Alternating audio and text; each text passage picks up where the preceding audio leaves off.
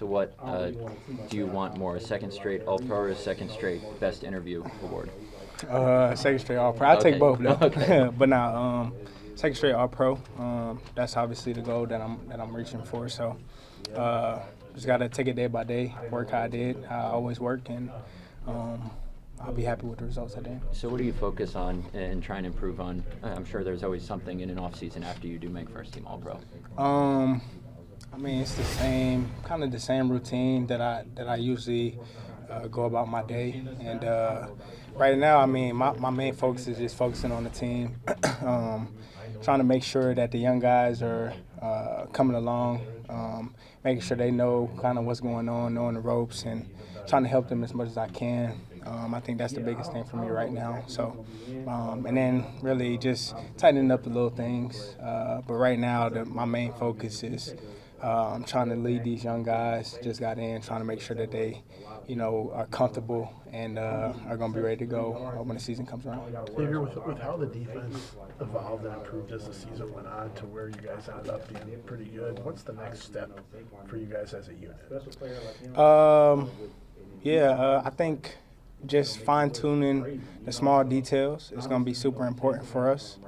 I think that's something that we're focusing on right now. Obviously, we're going into a second year with the same DC, the same defense. So for us, just fine-tuning the little things and just fixing like little areas that maybe we weren't as clean on last year. And it's really going to be fun, to be honest. I'm happy that Half is still here. I'm happy. Everybody's happy that he's still here and that the defense is still the same. So we're just finding, little small things to kind of correct and make sure that it's clean. Xavier, I know the competitive nature is to always want to improve, but when you have a season like you had last year, where you pretty much ace any tests that can come your way at your position, where can you get better? I mean, was there an area where that needs to improve this offseason, or did you just kind of feel like you're on top of the game? No, I mean, it's always going to be levels of improvement. I think my biggest thing is, I like to say, I have my foot on their necks, and really it's just going to be the same. I'm not going to let off the gas for nothing or nobody. And, that same intensity, that same energy, it's going to stay the same. Obviously, I know, what I want to accomplish by the end of my career, and I know that, in order to hit that goal, these years are going to matter. So I take that seriously. I don't take it lightly. So for me, it's just keep grinding, keep my head down, and keep locking in on the small details so I don't get complacent. And, I keep having, these All-Pro years. What is your target for what you want to accomplish by the end of your career? I've said it before. Gold jacket is what I'm aiming for. So that's always going to be the goal. And it's been the goal since I came in. It's been the goal since I've been a kid. So, that energy, like I said, that energy and that level of intensity is always going to stay the same. When you watched last year in front of you what Adrian Cooper did as a rookie, just kind of what do you think is ahead for him in year 2 here at his position? Yeah, he had a hell of a first year, and he's just gonna keep building. Obviously, he's got the guys around him to be able to help him to continue to keep improving, and he knows how talented he is. So we just gotta keep pushing him, the guys around him, and that's what we're gonna continue to do. But for the most part, he's motivated. He's self-motivated. So we already know. What he's capable of and what he wants to do, and even just coming in, he got bigger, and you could tell that he's serious about what he wants to do, and he's being very intentional about it as well. So I expect more from him. We all do, and I know he expects that for himself as well. So it's just gonna be a matter of us continue to push him continue to push himself, and we're gonna be good. Xavier, from a team standpoint, realistically, how important or why is the importance of this time of year, May turning to June? Where does this kind of fit in with everything else? Yeah, I think it's just the bonding part of it to me for OTAs is just making sure that we are kind of hanging out off the field, getting to know each other. So that way, when we get on the field and things start to ramp up and get serious, if something happens on the field and you say something to somebody, they don't take it personal. They take it from, okay, that's my brother. Like we've developed a relationship together to where, I don't feel a certain type of way if he say something to me or if he say something to me. So I think that's what this time is all about. And I think we've done a great job of where we're at right now and just continuing to build, those relationships from, the older guys to the younger guys, to the younger guys to the older guys, from, all the players to the coaches to players. So I think it's been good. What is your advice to the rookies out there? Don't be afraid to mess up. We all been through it. I've been a rookie before. I remember, messing up multiple times, you know what I'm saying? But it's not really about, the messing up part. It's about really how you bounce back, and I think they understand that. And like I said, when you have, and we actually had a talk with them, and when you have, good vets around you, guys that aren't afraid to push you, aren't afraid to help you get better, that don't gatekeep, that makes them better, and ultimately that helps our team win. So that's what we're going to continue to do, no matter the position. And that's kind of my message to them. So there's that balance there, right? If you're a rookie and you're in the middle of the game, your rookie season, you make a mistake, and if your teammate or your coach is yelling at you, don't take it personally. Just fix the mistake, right? For sure. You've got to build that now. For sure. That's all it's about. And I think they understand that. And we also, obviously the times are changing, right? So you got to be able to connect with guys on a different level as well. So I think, we've done a great job with doing that. And like I said, they understand that. And we got a talented rookie class. So it's going to be fun. And like I said, when you got good vets, to lead these guys, the sky's the limit. You worked out with Jair this offseason. I did. Do you keep in touch with him? How often? Do you think this team, needs him, and would you like him back in the fold and for him and the team to work something out? For sure. I mean, yeah, we would all like him back.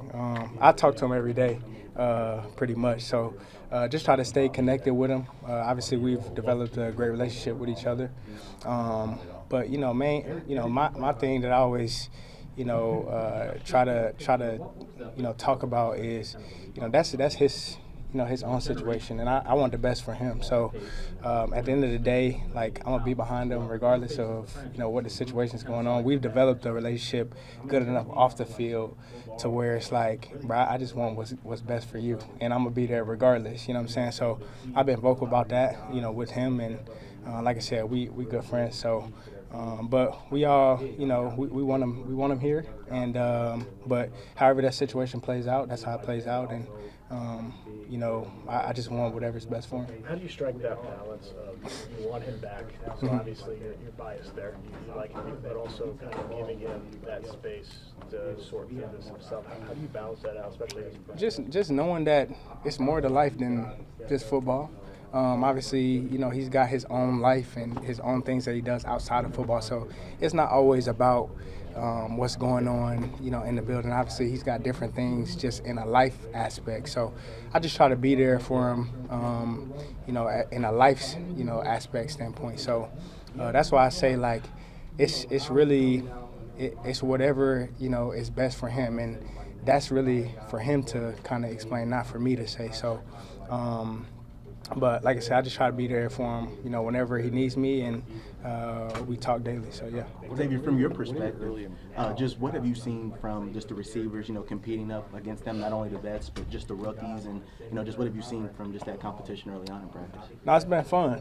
Like I said, we got a talented group, and I think this class is going to be a special class, and it's been fun going out there and competing with them for sure. And obviously, they still rookies, so they still trying to get kind of acclimated to everything that's going on, and you can still see kind of some of the nervousness here and there, but they'll get over it. The more that the more reps that they get, the more time that we spend with each other, and I think. Back to the question of OTAs, that's why we have these things, is to be able to get them to be comfortable around us and talk to them and have relationships and do things that are outside of the building so that, when we come in, it's not like, hey, we just teaming out. We we kind of build a bond with each other. So, yeah, that's what it is. What are your early impressions of Nate Hobbs, and what do you think he could bring to your DB group? A lot. I think he's going to bring a level of intensity that we need. And, I mean, we're going to be loaded in the back end. We got a lot of talent back there. We got a lot of guys that can play different positions and that can do it at a high level as well. So, and we got a lot of interchangeable guys, like guys that can play nickel, they can play corner, they can play safety, they can, we can move guys around. So it's going to be fun, especially once we really get rolling and we really start game planning for things. But he's going to add a special dynamic to our group that we needed, and it's going to be fun having him and playing with him. Xavier, what is that next step for this defense heading into this year, you think? That next step, I think, is to have one of the best defenses in the league, and I think that's what we're aiming for.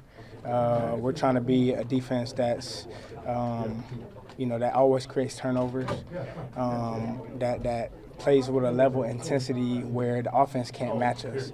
And I think we got the guys to do that. And I think obviously we still got the coaches to do that. So I think that's the next step for us. And like I said, it's going to be fun. I think it's going to be more fun than what we had last year. Did you see Jordan Love throw out the first pitch before the Brewers game by chance? I did not. What did he do? It wasn't good. Oh, wasn't good? Oh, it was okay. The ball left the frame of the camera because it went so high. Oh, hell. High and inside.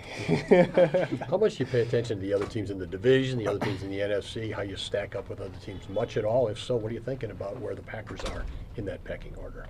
Number one. It's that simple. I'm just gonna put it out there right now. So that's what we aiming for. And obviously we didn't do a good enough job last year at all. And we got to be a lot better than we were last year in the division, and we know that.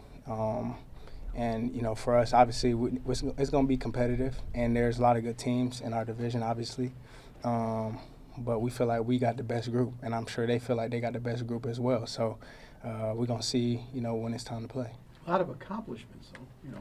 First year for half, new players, new free agents, but like Goody says, we lost the last 3 games. Mm-hmm. That's got to get to you, right? For sure. Maybe talk about that as you or as your teammates, like, we lost the last 3 damn games. Yeah, I mean, like I said, there was a lot of areas where, we could have been a lot better last year, and that was, one of them. So we know that, and, things happen, but it is what it is. That's in the past now, and now we just got to work on building, what the future is going to look like. But by building the future, we got to work on the present. So the present is now, and what we do on OTAs, and just continuing to build, continuing to sharpen up, our tools and getting sharper on our calls, and we'll worry about that once the season starts.